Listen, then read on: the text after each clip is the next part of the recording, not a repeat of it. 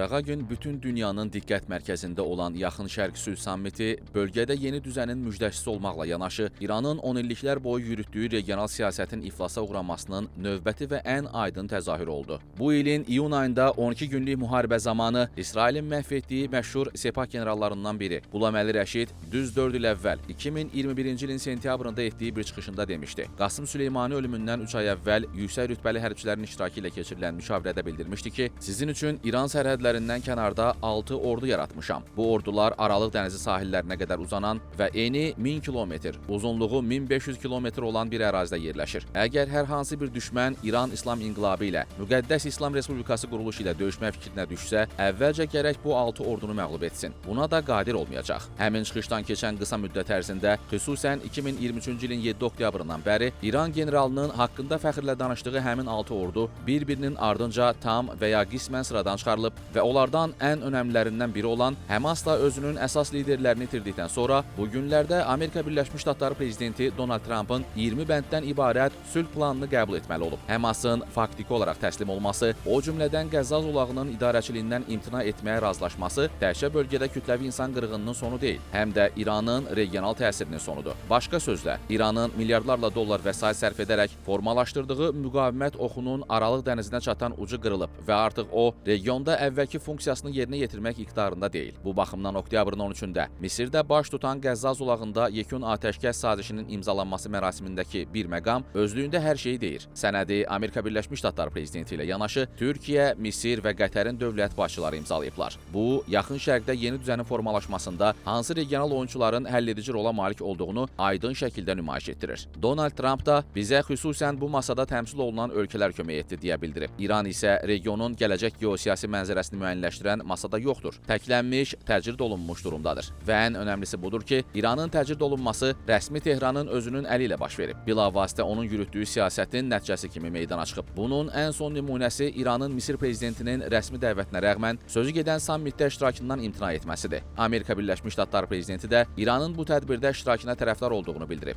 Lakin İran Xarici İşlər Nazirliyinin sözçüsü İsmail Bəğainin dediyinə görə, Tehran bu tədbirdə iştirakın bütün müsbət və mənfi cəhətlərini götür-qoy edib və ölkənin milli maraqlarına uyğun qərar qəbul edərək həmin tədbirə qatılmayacağını elan edib. Bu qərara münasibət bildirən İranın Küveyt, Livan və İordaniyadakı keçmiş səfiri Məhəmməd İrani nüfuzlu Şərq qəzetinə müsahibəsində deyib: "Əgər Şarm el-Şeyx sammitində iştirak etsəydik, bu İranın diplomatik qalandan çıxmasına xeyli dərəcədə kömək edərdi. Nə üçün biz bu fürsətdən istifadə etmədik?" Siyasi təhlilçi Əli Bornai X platformasındakı bir şərhində eyni mövqedən çıxış edərək yazıb: "Məncə Şarm el-Şeyx sammitində iştirak İranın normal bir rejim olmağa çalışdığı barədə dünyaya siqnal ötürə bilərdi və bunun özü heç də az nailiyyət olmazdı." İranın Xarici İşlər naziri Abbas Əraqçı Misirdə keçirilən sammitdə iştirakdan imtinanın səbəbləri barədə bir qədər açıq danışaraq deyib: "Nə prezident Pezeşkiyan, nə də mən İran xalqına hücum edən və bizi hədələməkdə və sanksiyalar altında saxlamaqda davam edən şəxslərlə təmasda ola bilmərik." Vaxtilə İran hökumətinin sözcüsü olmuş Abdullah Ramazanzadə bu yanaşmanı tənqid edərək yazıb: "Bizim Xarici İşlər Nazirliyinin məntiqi belədir. Biz xalqımıza ziyan vuran və hələ də bizi təhdid edən, yaxud bizə sanksiya qoyan kəslərlə danışıqlar apara bilmərik." Ortaya sual çıxır: Məgər Xarici İşlər Nazirliyi yalnız dostlarla əlaqədə olmaq üçündür? Müharibələr necə bitir? Dövlətlər arasındakı ixtilaflar necə həll olunur? Və onlarla belə sual. Nüfuzlu İntixab portalının təsisçisi Mustafa Fəqi isə İranda qərar qəbulu mexanizminin absurd özəlliyinə işarə edərək hələ ölkə rəsmilərinin Şarm el-Şeyx sammitində iştirak etməyəcəyi elan edilməzdən qabaq yazıb: "Gün kimi aydındır ki, İran Şarm el-Şeyx toplantısında iştirak etməlidir. Amma niyə asanlıqla zənn etmək olar ki, bunun baş vermə ehtimalı çox aşağıdır?" Cavab aydındır. Çünki son qərar aşağıdakı məqamları etifa etməlidir: ölkənin maraqları, quruluşun mənafeləri, qalibiyyət pozası, nüfuzlu radikalların rəyinin nəzərə alınması, hazırki vəziyyətdən fayda götürənlərin razılığı, bir-birinə uyğun gəlməyən və ziddiyyət təşkil edən bu məqamları bir yerə yığmaq, bəlli bir çərçivə daxilində birləşdirmək praktiki olaraq qeyri-mümkündür. Elə bu səbəbdən ölkə başqa mühüm məsələlər üzrə də böyük qərarlar qəbul edə bilmir. Məhz bu üzdən İran hakimiyyəti özünün bir vaxtlar böyük məsrəflər bahasına qazandığı regional təsirini addım-addım itirməsi qarşısında faktiki olaraq pafoslu bəyanatlar verməkdən başqa heç nə edə bilmir. Əslində İran təmsilçisinin Şarm el-Şeyx sammitinə qatılmaması onunla bağlıdır ki, Tehran öz məğlubiyyətinin rəsmiləşdirilməsində iştirak etmək istəməyib. İran hakimiyyəti və siyasi elitasında regional və ümumən beynəlxalq müstəvidə aşkar olan bu məğlubiyyəti görənlər